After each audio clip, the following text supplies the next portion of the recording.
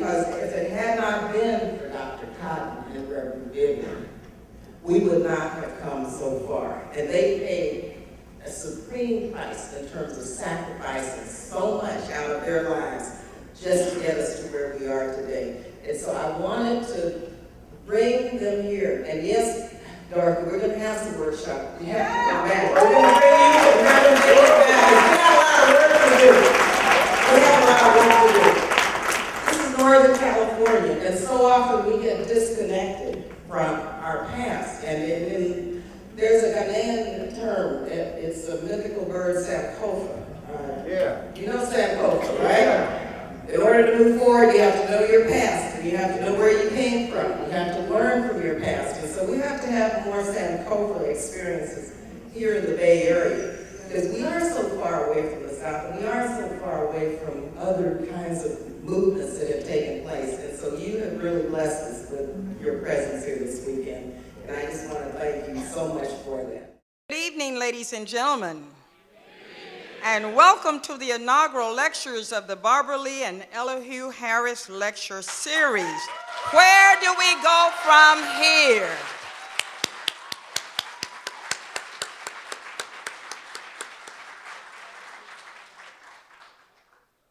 And to our honored guests, welcome Dr. Dorothy Cotton and the Reverend Dr. C.T. Vivian.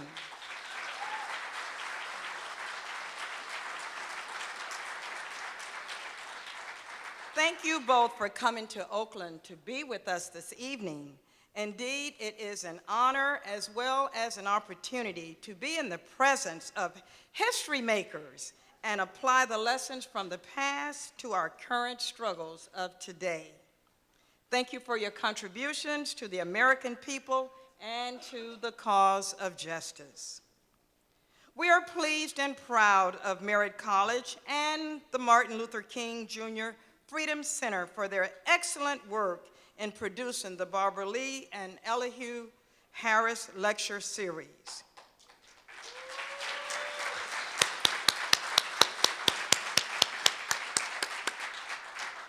And to each of you, we thank you for coming out tonight. We are honored by your presence. Today, the people of America face specific dangers.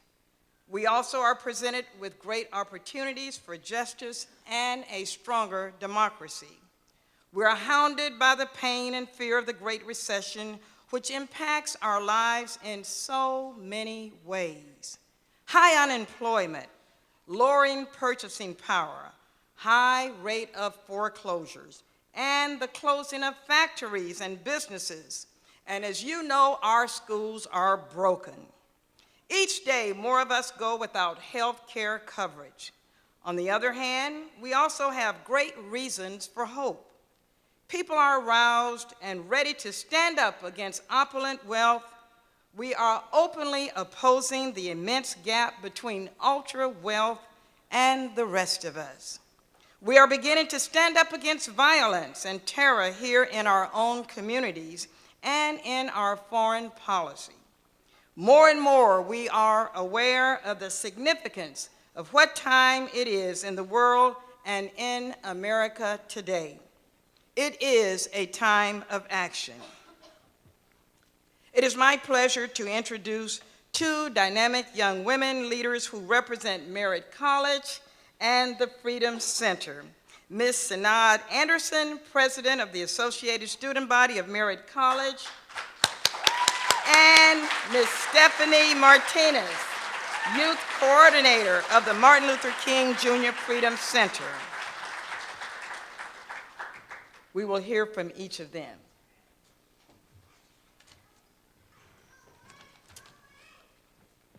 Good evening, everybody. On behalf of the Martin Luther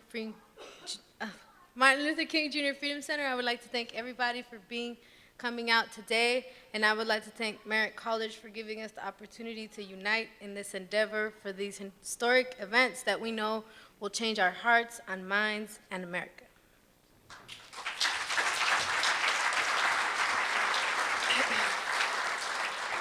Good evening, everyone. Good evening. On behalf of Merritt College, we would like to give thanks. We'd like to give thanks to all of the participants who are here today who are being agents of social change. This is a historic event, and we would like to extend our thanks to you. To Dr. Cotton and Dr. Vivian, we express our gratitude for your visit. To Dr. Taylor, thank you for being tonight's moderator. We thank President Adams of Merritt College for his vision and leadership. With a deep sense of awe, we express our gratitude to Mr. Elihu Harris and Congresswoman Lee in their support. Thank you. We're not done. Dr. King asks, where do we go from here? Chaos or community? We choose community. Therefore, we need community organizers, those who can, in Dr. King's words, arouse, educate, and organize tens of thousands for sustained, disciplined work.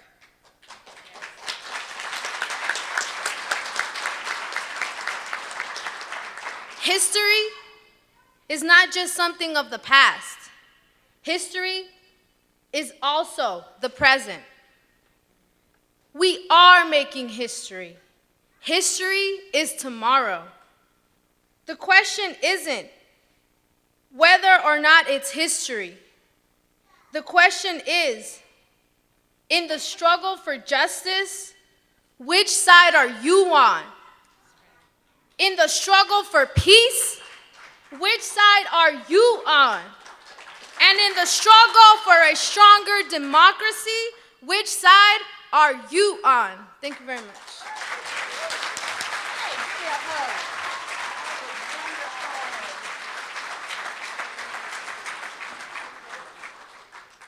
Aren't we proud of these young people? Let's give them another hand.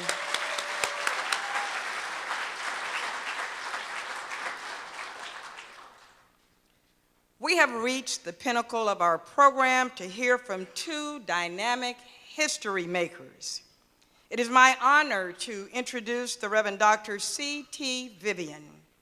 Reverend Dr. C.T. Vivian, a close friend of Dr. King and executive committee member of the Southern Christian Leadership Conference, began his commitment to civil rights in Peoria, Illinois, in sit-in demonstrations, successfully integrating Barton's Cafeteria in 1947. Later, he helped to organize the Nashville Lunch Counter sit-ins that initiated student involvement in the movement. He became a leader in the Congress of Racial Equality and wrote the first Freedom Riders bus into Jackson, Mississippi. Right there, that deserves a hand praise.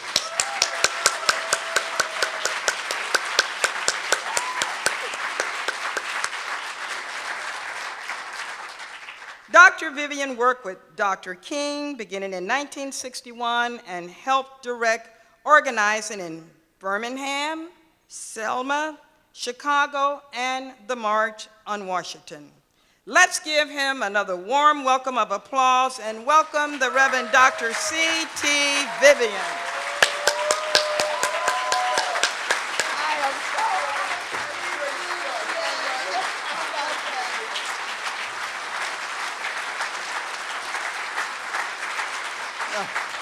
Thank you.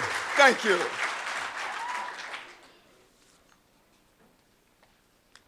You know, I almost lived in California. I just couldn't be here and do all the work in the South and up and down my really home territory where the business was. So I had to leave California. I used to come continuously because California used to raise the money for SCLC. And as a result, I was here a lot, and it was just really what I liked. I know why you live in California, is that every time I think of snow and think of my home state, I wondered why I didn't come to California early, you know. This place has been the kind of place that I've always thought of. I think of people who made the movement that are now living here. Martin's lawyer sitting here on the end, Martin's historian sitting here in the middle, the only man that could write an autobiography of somebody else. It just seemed like an impossible task. But if you had read as much material of Martin's as his, you could write one too. He knew Martin by word and by sentence and by structure. I think if you passed a note and said this was Martin wrote it, he would say, look at it and say, no, he didn't write that. He would know, even though you got the words from someone else.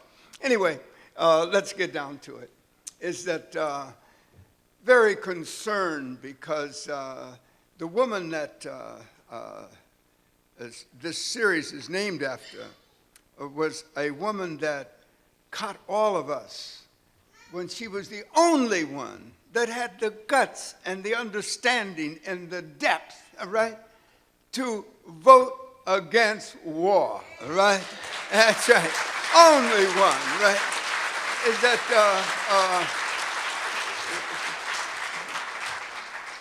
I can't get that off my mind. You're talking about meeting people and how much you want to meet this person or that one. She was one of those very few that I really wanted to meet. She was beside Martin King and Mandela in my mind, all right?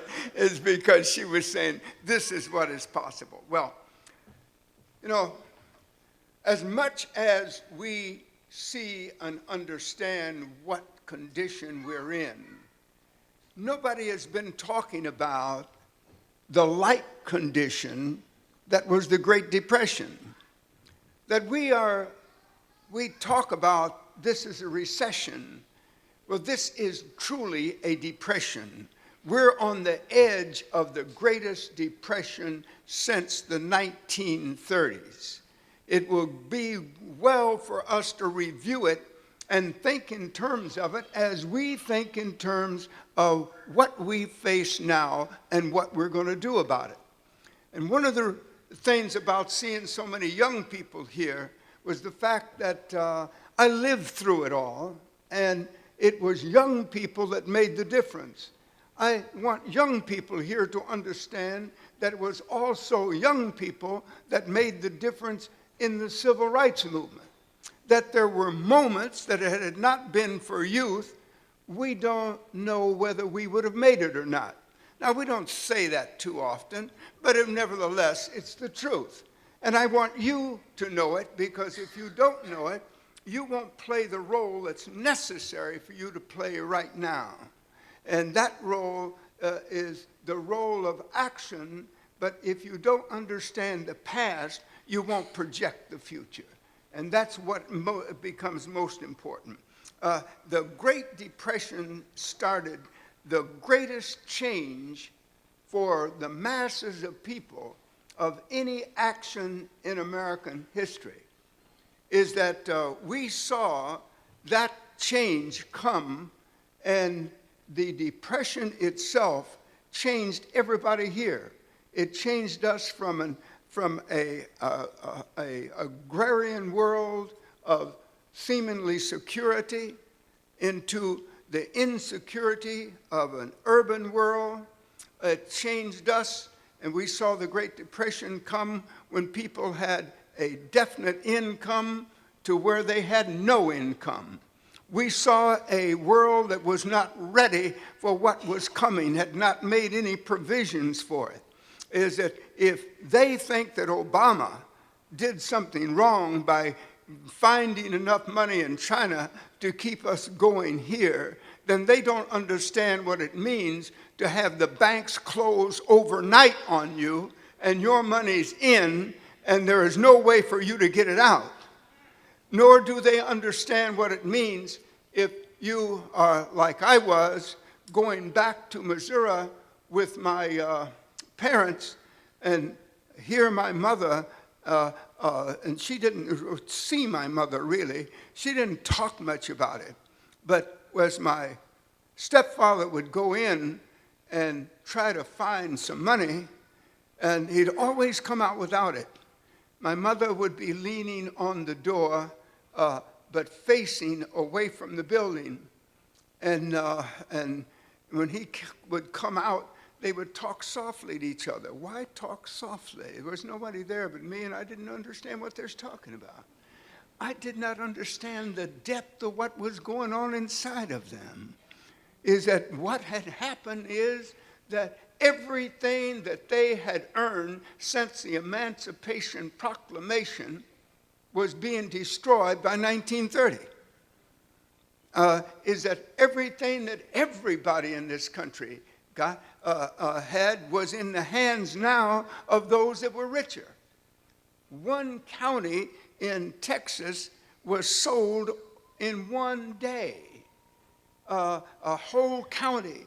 The wreckage of lives, the wreckage not only of wealth but of lives, is the thing that made the great difference. Every family was afflicted by it. Yet the still rich didn't want to admit that they were the ones that did it. Those that had the wealth did not want to admit that they owed anybody anything.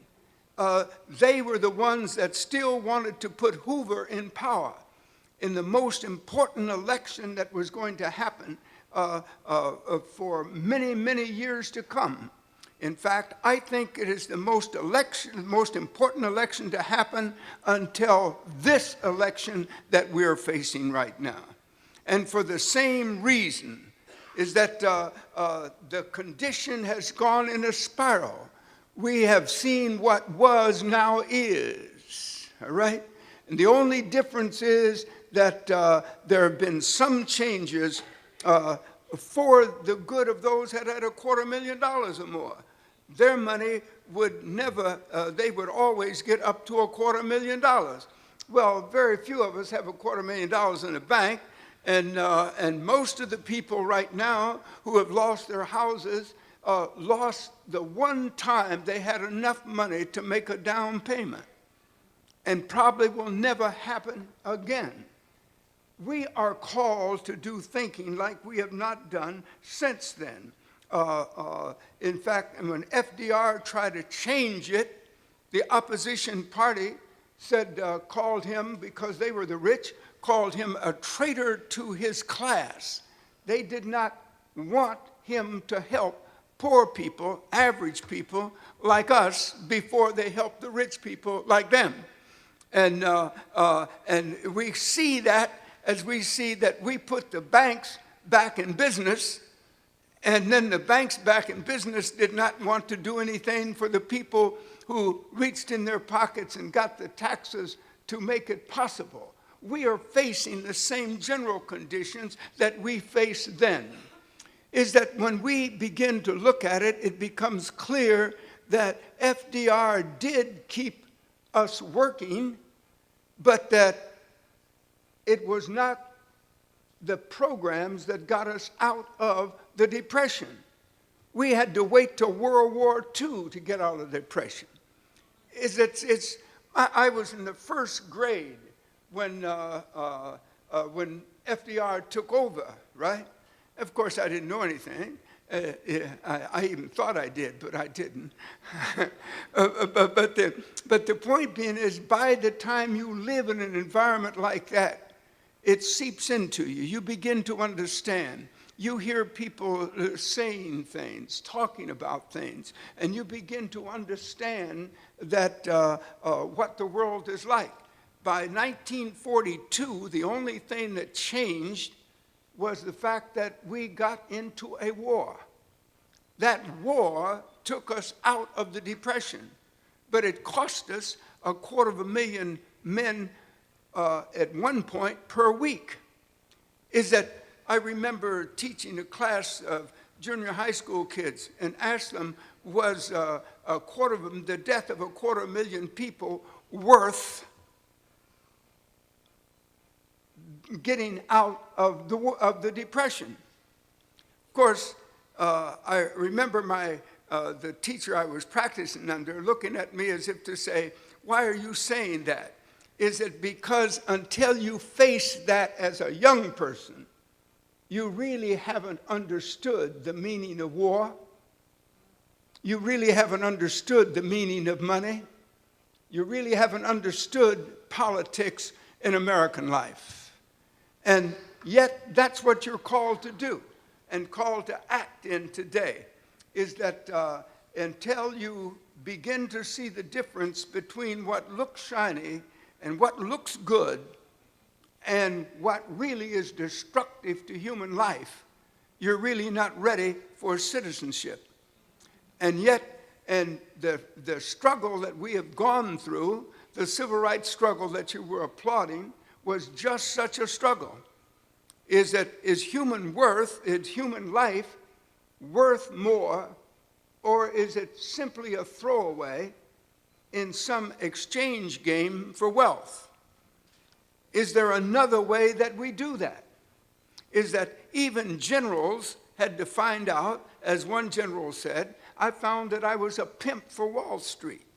All right? It is very good to see right now that young people are beginning to understand in a way that we understood on another issue and beginning to deal with it. This right now is your issue. This is the beginning of your movement, all right? Whether you will be with it or not makes the difference. We had a little movement down in South Carolina somewhere, and we thought, boy, this is going to be something. And some adults got hold of it, and pretty soon you didn't know that there had been any action at all. My concern for you is that don't let anyone sidetrack you. You are here to change America like we changed America. All right? All right?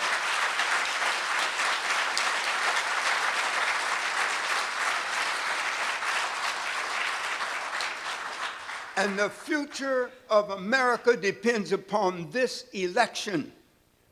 All right? The future of America depends upon this election. Think of it personally. Your future depends upon what happens in this election. Your future, my future, every human being in America and maybe in half the world's future depends upon whether we make the choice that was made in the 1930s over the same issues, right? Is that when we look at what depression does, it's very, very destructive. I was thinking in terms of my own life, is that because I was 6 years old, when we lost everything, the men couldn't take it. My grandfather, who had ended up with 2 farms, ended up with a house in town. If you were well off, you were a farmer, you had a house in town you could go for the winter, you know, that sort of thing. I see somebody shaking their head. And it was the way to go, but we lost it all overnight. He couldn't take it. He started drinking more than he knew better, he knew better, right? My grandmother divorced him. My father couldn't take it, and he walked away. And he couldn't take it. He couldn't take care of a family. And yet, he was a man. He was supposed to. He understood that. There was nothing pimpish about him, right?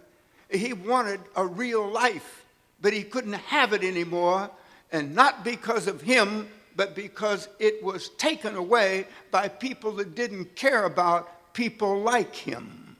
And it wasn't even a matter of race, because they didn't care who they robbed, whether it was poor white or poor black.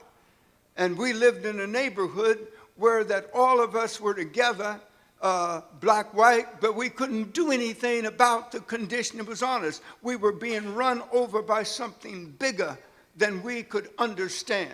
For the first time, the New York Public Library's division in economics was overrun with people. People were there night and day trying to find out what happened to them. They couldn't fight back because they didn't understand. Be ready to understand the world you live in now. Because if you don't understand it, it'll run over you. But if you do understand it, you can organize to control it. Yeah.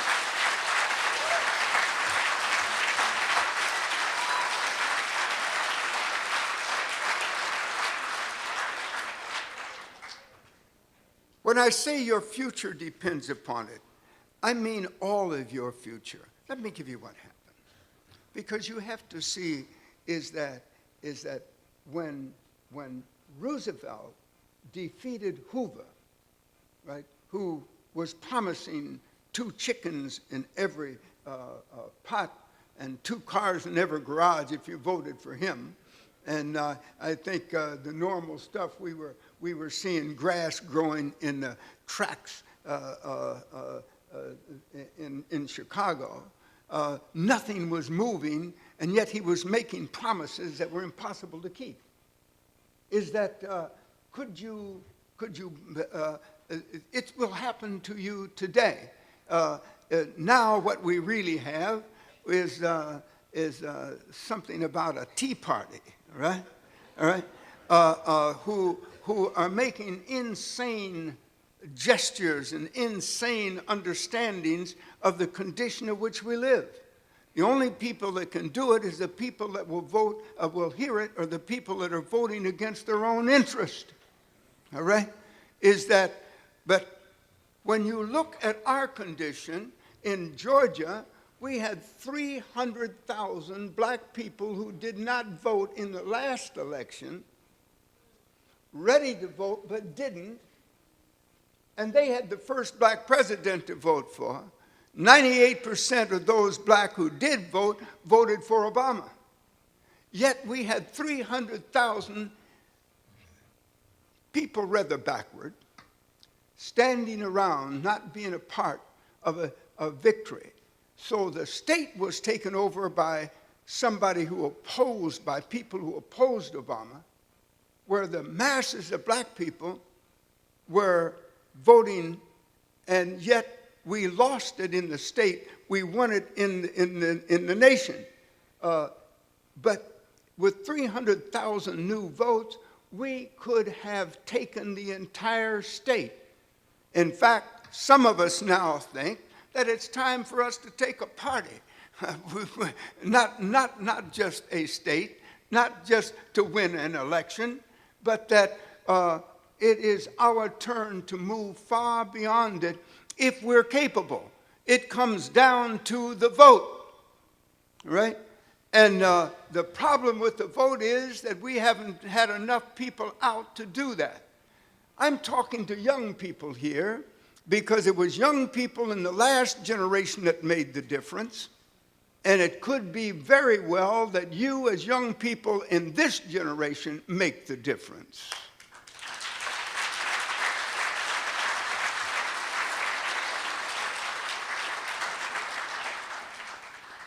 When we begin to see that none of us can really stay out of this fray, none of us can stay out of the political struggle of right now.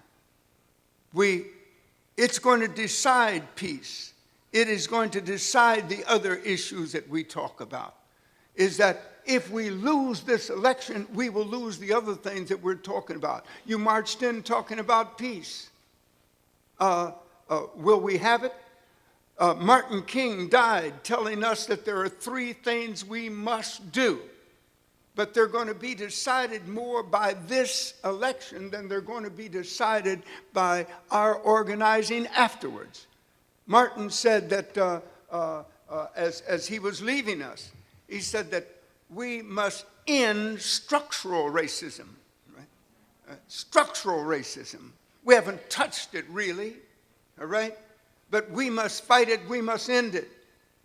He said that we must end poverty. And yet, right now is heading us into poverty like we haven't had since the 1930s. He said we must end war. Yet we in the United States right now spend more money on armament than all the other armies in the world put together. This is what is robbing us. That's why Martin said that, and this is the genius of Martin. It's not a matter that we must end those, but that we must do them all at once.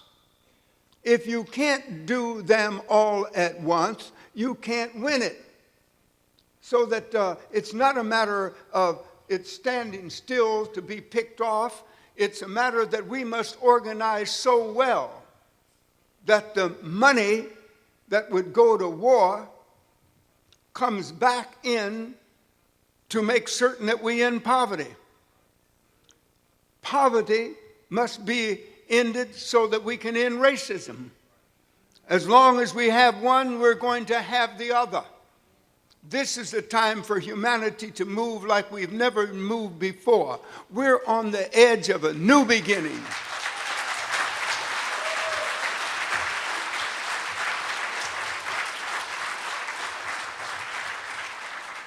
What Martin really did was to give us a new way to celebrate our own humanity.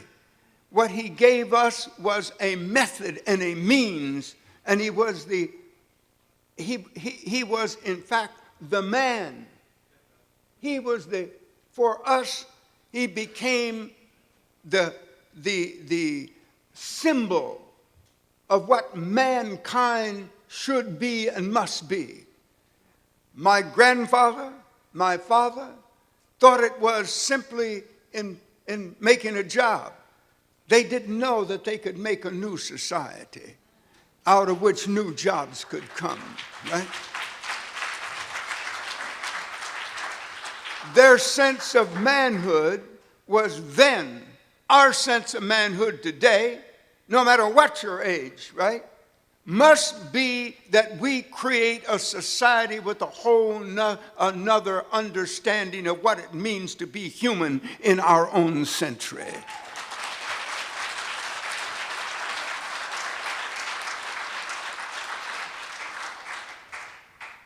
If we see it clearly, we begin to understand that if we lose this election, we cannot have our manhood.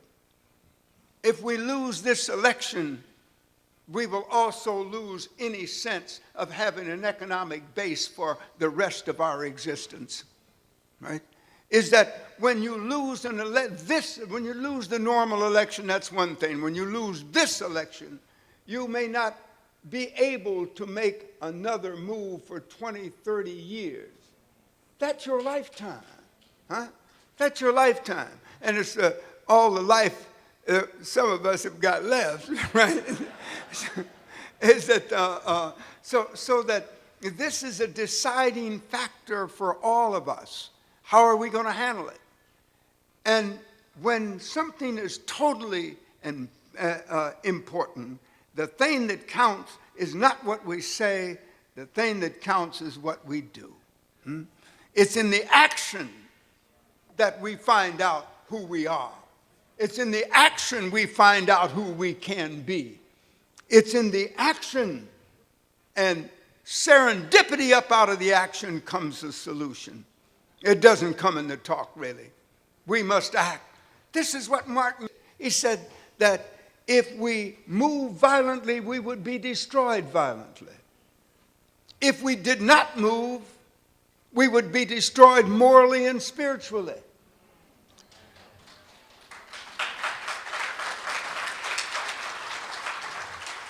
Since we now know, since we have lived through, since we're a part of making and walking up to the doorway for a new sense of what it means to be human, it is not our time to think that somebody else should be in charge. It is our time to know that the poor, the oppressed, the left out, and most of us don't like to think that we're poor. Yeah, we're poor. We just got good suits on, right?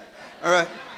Is that oppressed when you can't have what you need for a decent life for you and your children, you are oppressed, all right?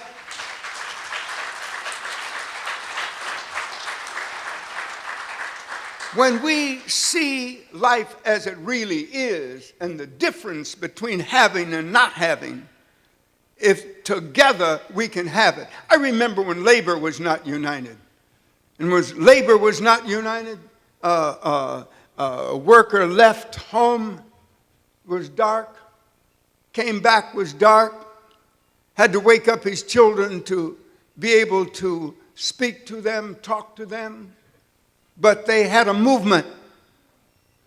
You know, it's interesting that the thing that's not taught in our schools are the most important things that happen in American history. Is the great movements are not taught. There's no course on people's movements. Why? Because those who write the textbooks don't want you to know how to create a people's movement, right? Is that it is interesting that the British ran over the world colonializing people, right? Until 3/4 of the world was under their control. And they talked about the sun never set on British soil. What they meant, the sun never set on British soldiers on other people's soil, right? All right? It says, and we understand how the world has been robbed, but that it did them no good because they're no longer an empire. They're a little island left out in the middle, in the edge of the ocean, and they haven't the power that they once had. Is that the new world is coming.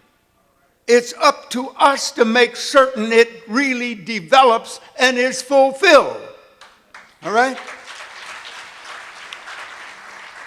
When we look at who we are and what we can be and what the nation really needs, it doesn't need the old, it needs the new. All right? It doesn't need the old. The old is failed.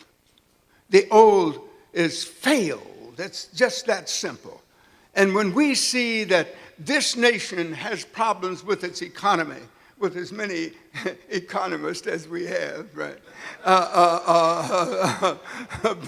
But when we see that the hoarding up of the wealth has not helped the nation and doesn't help those that have it very much, because you can only wear one suit at a time, all right? Is that when we see the world in which we live, we're either going to be part of it, a real part of it, or it's going to fail anyway. It is up to us to make the decision. You see, and it's up to those who love to make it. That's the other thing. Well, I keep talking about Martin as though I was talking about his birthday.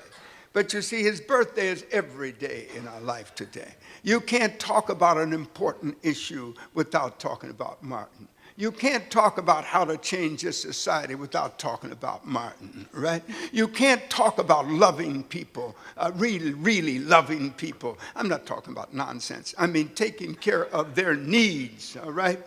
Until you, without talking about Martin King. This is why that there is a statue to Martin there, right? And when I looked at that statue the other day, I thought, he is the conscience of America.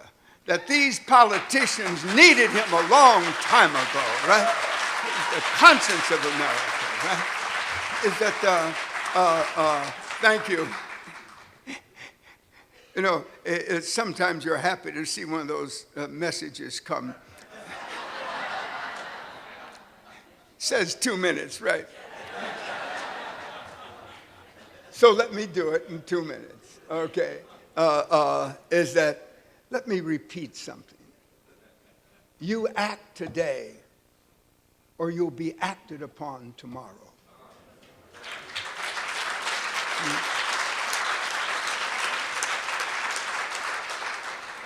You take charge today, or you will be used tomorrow. Make up your mind. You work now for your children, And even though you're young, you work now for your children, or somebody else will work your children.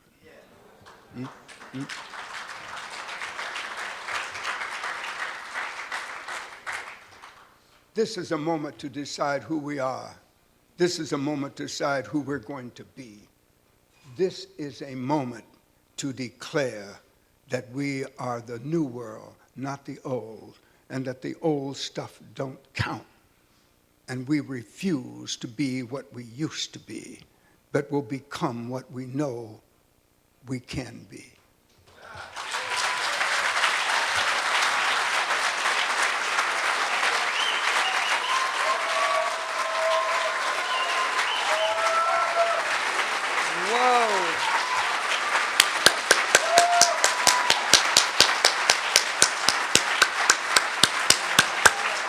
We have been inspired.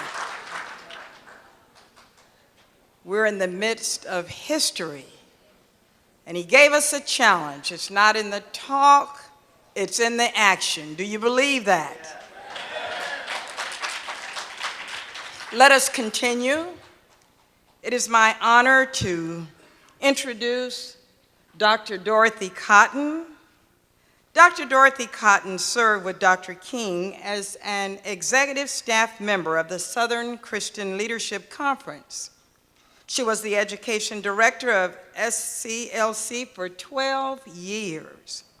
Upon the assassination of Dr. King, Dr. Cotton assisted Coretta Scott King in the establishment of the King Center for Nonviolent Social Change. She was the director of student activities at Cornell University. Dr. Cotton has been involved in organizing the National Citizenship School. Her upcoming book focuses on lessons from the historic citizenship education program and her work with Dr. Martin Luther King, Jr. Let us welcome another history maker, Dr. Dorothy Cotton. Let us give her a warm welcome of applause. But we had two dogs. He had a dog and we had a dog. And our dogs would always play, so we wrote this song. Dog, dog, dog, dog, my dog. I love your dog, and your dog. I love my dog. I'm talking about my dog. I love your dog. Stop that, please stop that, stop that, stop that. Please stop that song. I'll tell you when. I was going to take you to the White House with me when I got a job up there, but you missed your cue. I very much want to do that. I want to, I want to share with you how important it was to listen to lyrics like that in the songs, because it was a powerful tool. Let's see. Something I wanted to say first. CT, I was trying to decide where I disagreed with you, and I knew what I was feeling.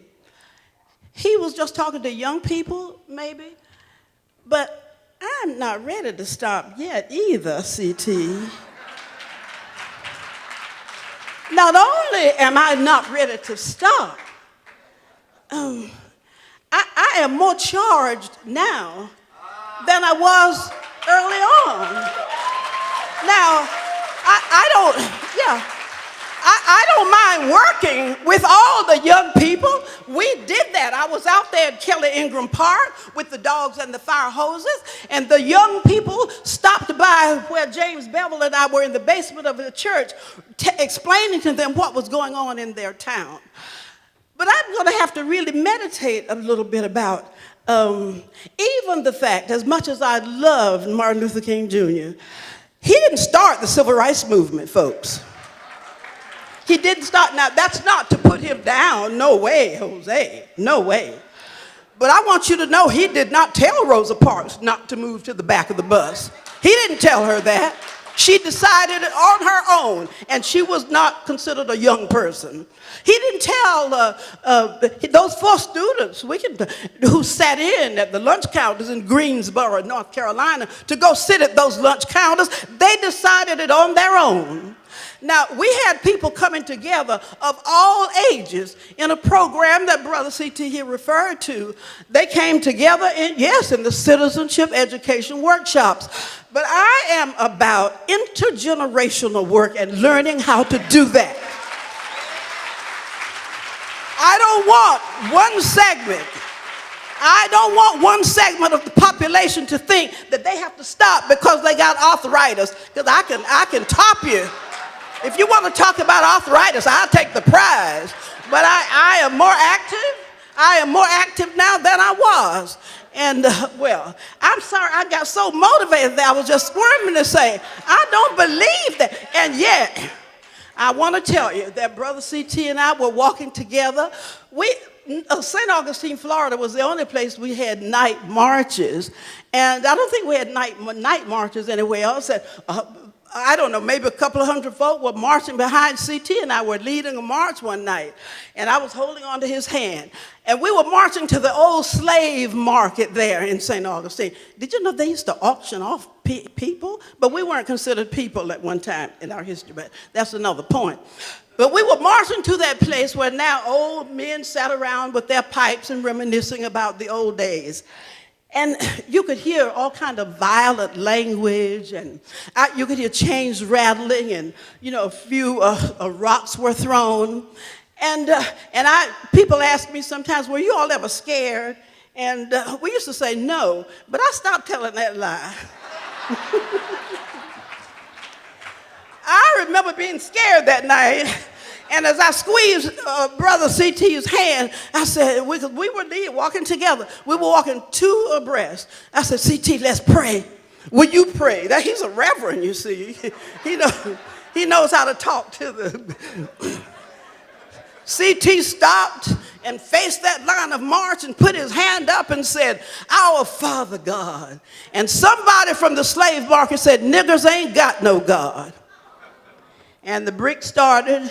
Somebody tried to trip me with some crutches, and but we kept going. We kept going. I understand the slave market is still there, but they have put some posters there. But I thank you for listening. And we'll have a little set too about this. That's what my grandmother used to call it. I'm not sure what that means, but if he would want to take me on about not agreeing with, but no, I say we got to learn all of us to do this together. You see, again, Rosa Parks was not a child or a young person. Mrs. Amelia Boynton, who was knocked down on the Edmund Pettus Bridge. John Lewis was not the only one on that bridge that got a concussion, and a whole lot of other people. If you've ever seen the video, you see folk falling to the ground.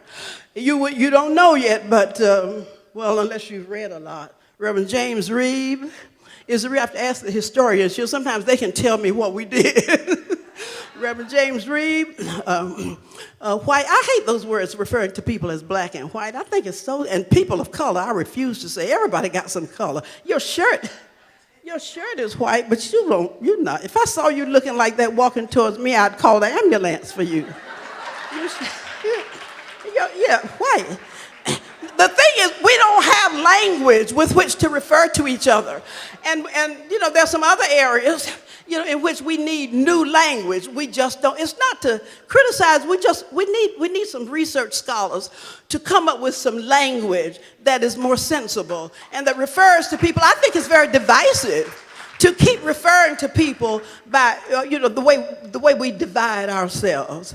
I like what someone said, described the planet as a place of, like a bouquet with many different flowers in that bouquet. Have you ever seen that kind of bouquet, a group of flowers? And that's how we ought to see the planet and not keep separating ourselves.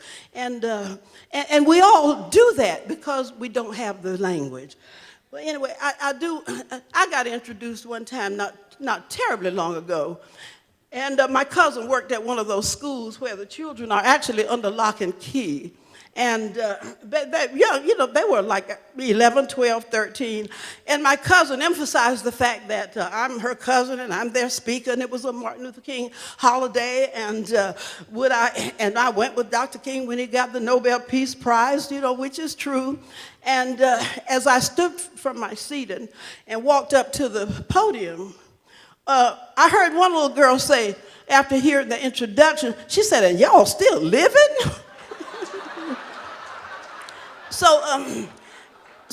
And I used to laugh at that, and I can see the humor in it, but I also decided that could be a real heavy, serious question. What does it mean to really live?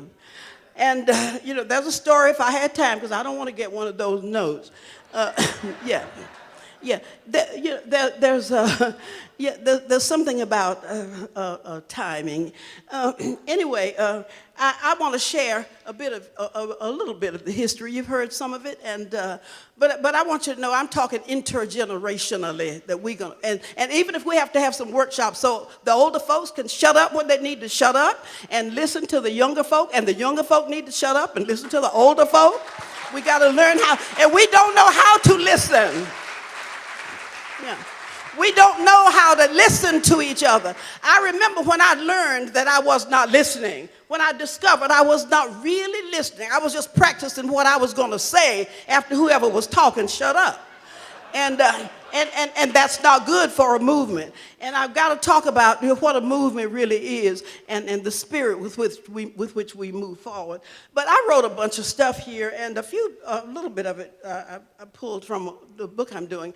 I got weary of being introduced as, and now we present Dorothy Cotton, or whatever they call me, and who marched with Martin Luther King. And I can't wait to get to the podium to say, we didn't just march. We had a training program. And I refer to what was my main job, the citizenship education program. Because anybody can just jump up and march.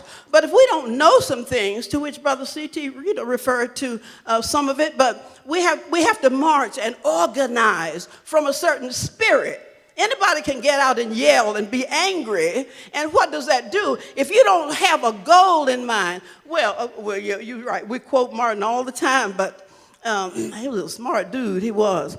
And I want to talk about leadership. It's interesting how he led. Sometimes we could sit in a staff meeting, an executive staff meeting, and all of us, the executive staff, could argue about we should go to this place and we should answer the invitation to go to Birmingham, or we should, lift up the right to vote. And we were all energetic, and he's sitting there just, occasionally he might bow his head, but just kind of cool. And I remember one time, we call Hosea Williams a general.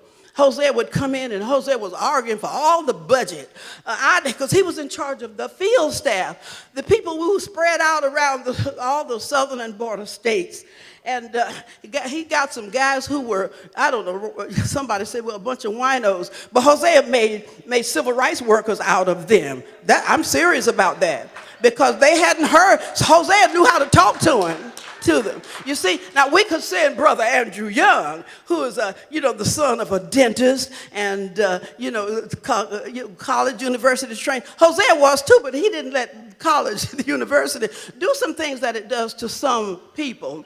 But, we forget. For example, you said, what was that song you quoted as you went to your seat? Which side are you on? See, not only would we say which side are you on, we'd break in. Which side are you on, boy? Which side are you on? Sing it. Which side are you on, boy? Which side are you on? Okay, we could go on with some verses, but that was one of the greatest tools we had to sing together. Not to have somebody perform for us, but sometimes after going to one of these highfalutin schools, we think we can't do that anymore. We can't sing and express like that anymore. And if you do, as you're organizing, it's going to be a terrible mistake. I better read a little bit of what I put on this paper here before I get a note. But I want to share. Did I finish what I was saying about the song thing? I want to share. Let me share a little bit of history. I think I stopped before I got to the end of that point I was making. What was I talking about? But let me share a little bit of history. I thought history was the most boring thing I ever had to sit through in high school. Now, my history professor in high school was also the basketball coach. And he sat at his desk with his head down in a notebook, I'm sure just reading his notes from college. And it was just so boring. All we had to do was to just remember some dates that he gave us. So incredibly boring. But I have discovered that history is one of the most exciting things and subjects that one can be involved in. If I had 100 more years on the earth, I would spend most of it reading now, I know, and studying the history, not just reading it. It is incredibly exciting. I did write that. I want to quote, what I just said. I have a paragraph here. I want to quote Dr. James Turner, history professor of Cornell University fame. He said, history is not just about a series of dates and facts, but more importantly, involves interpretation and analysis and a point of view. I want to say that again. History is not just about a series of dates and facts, but more importantly, it involves interpretation and analysis and a point of view. As you study history, hold that in your consciousness. Historical knowledge, Turner goes on, historical knowledge, historic understanding shapes public conscience and thus politics and policy. History shapes a lot of things. If you don't know where you've been, you won't know where you're going. A lot of people have said, and how they got there. Well, let's see. I was blessed to be deeply involved in a historical event that changed our country. And I want to share just a little bit of that experience. Yeah, Dr. King's book, Where Do We Go From Here? Chaos or Community? And I find myself these days, we keep learning, and not just from him, from some other people as well, but he just stands out as just a real shining light. I know what I didn't finish telling you. I was talking about Hosea Williams, and Hosea walked in late once, and Dr. King, and we were all just arguing about some point, and Dr. King hunched me. I was sitting right beside him. He said, watch this meeting turn into a fight now that Hosea's here. And it did. Because Hosea would come in, as I said, arguing for most of the budget. That's what I didn't finish. But I'm just talking about his leadership style. He could be laid back. He's listening and hearing every word and making up his mind. I'm going to fast forward to a time when he decided not to go north to raise money in Birmingham, Alabama. And but should Dr. King go north and raise money? And Harry Belafonte and some other friends were ready to raise money up there. And we had the church was full of people ready to march, but he should not march, because if we go over to the church, all those folk are going to follow us out of the church, certainly follow him. And he didn't say much in that meeting, room 30 in the A.G. Gaston Motel. But at one point, listening to us argue for a while as to whether he should go raise money, Dr. King stood up and went into the bedroom of that suite. And when he came back out, he had on overalls. Now, he was not an overall wearing man. He was a suit and tie kind of guy. Right, Clarence? But he came out, but those were our marching clothes. He didn't have to say, I have decided I'm going over to the church and march with those people out of there, because I can't lead and tell people to be physically involved as well as, just going to church and praying about this movement. He decided he would, but he didn't have to say it, is my point. I'm talking about various leadership styles and knowing how to listen, because sometimes leading means you need to be quiet and you really need to listen. And when you do speak, what you want, and by your persona, you create an environment, a spirit that makes people want to follow you. You create a spirit. It's like I heard a, you can clap if you want to, go ahead. I heard a conductor say, when he's leading a great orchestra, he said, I can say, shake my hand and do this, and point to the saxophones and point to all the various instruments. And he said, but it is better when his eyes just meets the eye of the players, the instrumentalists, and he can look in the face of the singer. Some of the greatest singers in the world, this conductor I was listening to, and he was creating a spirit just by the way he was connecting with the people that he was going to lead. Now, I could talk an hour about leadership, but we don't have time for that. We have to come back and do some workshops. But I do want to say it was okay. I'm going to try to go back. I'm just going to confess, I'm going to be jumping around a little bit here because I don't have but a few more minutes. But it would be good, it would be, and maybe I'll try to stick to it a little bit. It would be good to be clear about where there is. Where do we go from here? And then I find myself, that's what I started to say a little bit ago. Where do we go from here? Well, we have to decide what is our sense of what here is, what it's like. Where do we go from here? What is here? And what happened to bring us here to this place? Does that make sense? Where do we go from here? Because I want to know what you consider to be here. What is that to you? Now, we could give you, share a whole historical, perspective on how we got here. I mean, I can go back, you can't do this, and that's okay. I saw someone, a blonde, blue-eyed guy just wrote a book, and he's right on. The photograph in the book shows a dark-skinned man tied with his feet tied up behind him and his hands tied behind him. And I burst into tears sitting there in my kitchen watching it because the man could have been my father. Now, this happened to have been in South Africa, but that man, tall, skinny, brown-skinned guy, looked like he could have been my father. Now, you wouldn't cry when you saw it, but I would cry because I'm close enough to the historical moment out of which that kind of violence, could be wrought upon people. I'm close enough to it. I remember that I'm going to fast forward here. My dad was in the Navy in the Second World War, and we were 4 little girls. He's raised them by himself. My mother died when I was 3 years old. We were 1, 2, 3, and 4 years old when she died. And my dad had worked in a tobacco factory, but and at that time you were not volunteers, you were, what's the word? You were to go into the military. You were recruited, right, to go into the military. Well, my dad was recruited. I said to Dad after I was grown, I said, Dad, why didn't you tell them you had 4 children and no wife? He said, I did tell them, but they put him in the Navy. I'm going to fast forward now. My dad came with 3 of his white buddies. This was at a time when black folk and white folk didn't hang together anywhere. And he said they went to a restaurant in Atlanta. And his 3 white Navy buddies, all 4 of them in uniform, my dad could not go in the restaurant with his white buddies. I'm talking about where what we have come from, y'all. So put it in that perspective.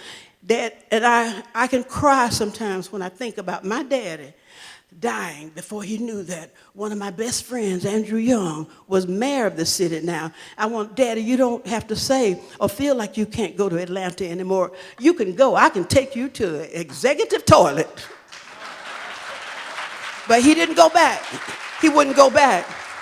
But he died before I could take him back to Atlanta. I could tell you some more. My sister's father-in-law, I took them to a restaurant. They must have paid us that week at FCLC. We weren't in it for the money, like CD said.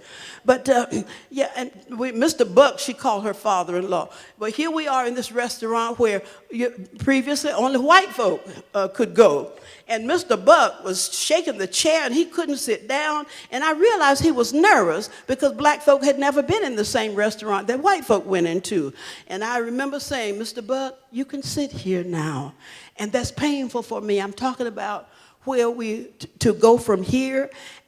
Here or there has a different meaning to me than it does for you because you didn't live through some moments like that. So you don't feel what I feel when I think about the fact that they let those 3 white sailors in, but they wouldn't let my dad in.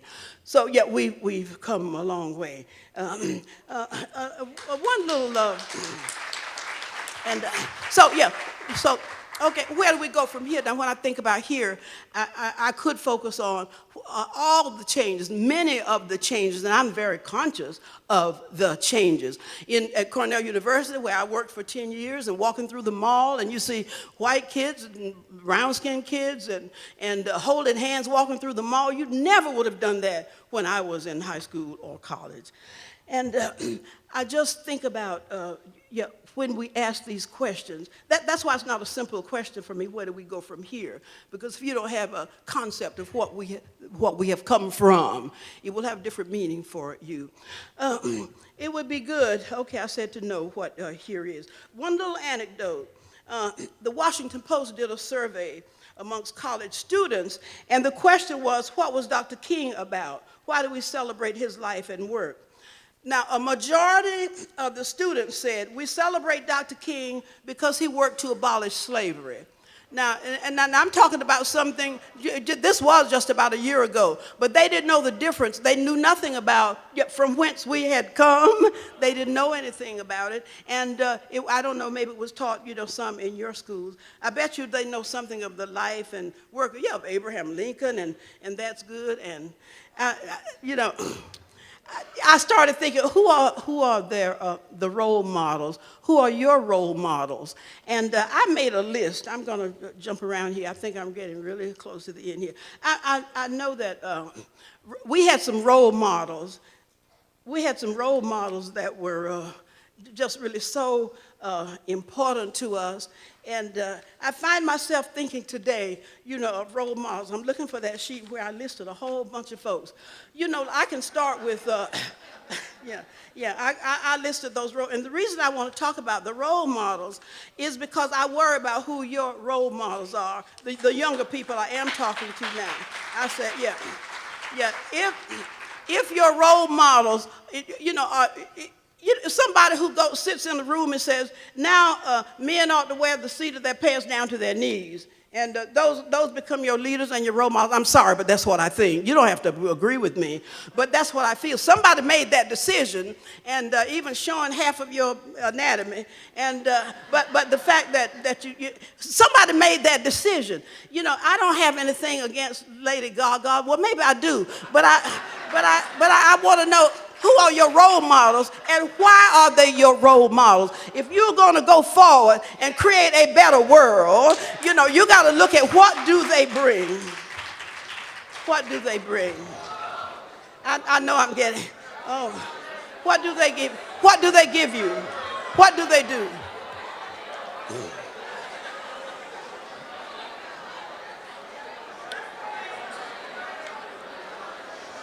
Is my time up? Excuses. That's okay. Most of us live here in earthquake country. What's happening? That was an earthquake.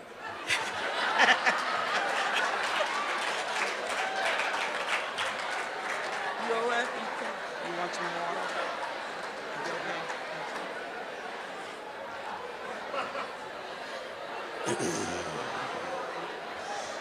Are y'all all right? Yeah, give me, okay, I'm okay, 5 or 10 more minutes. I guess I could have. I could apologize, but I'm not quite sure. I know that what values, this is a point, I'll jump forward and make this. I'll go forward and ask what are the values being infused into your being? What are the values by which you are living and thinking? Things that you see that are not working right, do you just get angry about them and blame somebody else, or do you decide somebody ought to do something? Did you ever think, well, I am somebody, you are somebody, and are you conscious of what we learned studying the great philosophy by which the Mahatma Gandhi did his work, and people quote him all over the world. And I'm talking about Satyagraha, truth force. He decided that he was going to speak truth to power and organize his people. And yes, you will hear us talking about organize, but I get worried if you think organizing is just getting together and just going out marching, that people didn't organize. Now, that's why we went back to Memphis the second week because we didn't do our homework the week before, and we had to go home and come back. And we were having a meeting in Dr. King's room. Actually, he sprawled out on the bed. He didn't plan to make that speech he made his last night on earth. And we had invited some of the guys who messed up the march the week before because we hadn't been over there to do any workshops on by what philosophy and spirit are we going to have these marches. We had to go back in order to do that. But while we were sitting, about 12 people sitting around the room, the phone rang. And when the phone rang, it was his good friend, our co-worker, Reverend Ralph Abernathy, saying, Martin, you got to come over here because the people at this church, the church is crowded, and they knew you had come back to town to lead a march with these garbage workers, and they came here to hear you because they love to hear you speak. And he really could say it. He was a poet, really. And so Martin gets off the bed and said, I'll be right over. He had not planned to make that last speech that he made, but he went over there to that church and made that great speech. I may not get there with you, but my people will get there. I've seen the promised land, and you can read the speech. And but that's what he did. I got 2 minutes, huh? Oh, dear. Oh, shucks. Okay, one thing I really want to talk about, I hope you are paying attention to what's wrong, what's not working right in the society. And as you decide what's not working right, that you would decide that you can do something about what's not working right. And, I think that, you can work on it. If people are dying for lack of food and water, do we not know some ways to relate to different cultures in a way that opens a door through which could help? If you know the jails are being filled with dark-skinned men, young black guys and Hispanic guys, if the jails are being filled just with, can you not put some energy into looking at why is that so? Do you know that the prison industry is a major industry in this country? And do you know whatever you work on, that you go to work on it with a particular spirit? And I've got a long list of things, but you need to decide, what do you see that's not working right? And what will you do, and how will you organize? Well, you're going to be having some workshops at this wonderful institute that's being formed here, and the Martin Luther King Freedom Center. And maybe I can come back and I'll have more time. but I want to say, I'll take 1 more minute. Okay. The lessons that we learned that we could make the road by walking it. We didn't have a blueprint all laid out telling us what to do. We learned that we had more power than we knew we had. The more we got involved, the more we acted, the more we came together, the stronger we felt. We realized a new definition of power. We learned that we could change things, no matter how deeply entrenched a pattern or structure. We could change things, and everything changes. You have to decide how you're going to help it change. We learned that whatever skills we lacked, we could learn those skills. You can learn whether it's running a meeting or whether it's studying nonviolence, and that's why we could follow Dr. King. Nonviolence was a theory that all of us could face. We learned that we have government by the people and for the people, but only if the people bring that alive and make it so. Otherwise, it's just some poetic, empty phrases. Well, I'm sorry that I took too long, ma'am, but I'm just so full of wanting to share. And I thank you for listening. I'm sorry. Not take too long because you got interrupted by an earthquake. You did not take too long.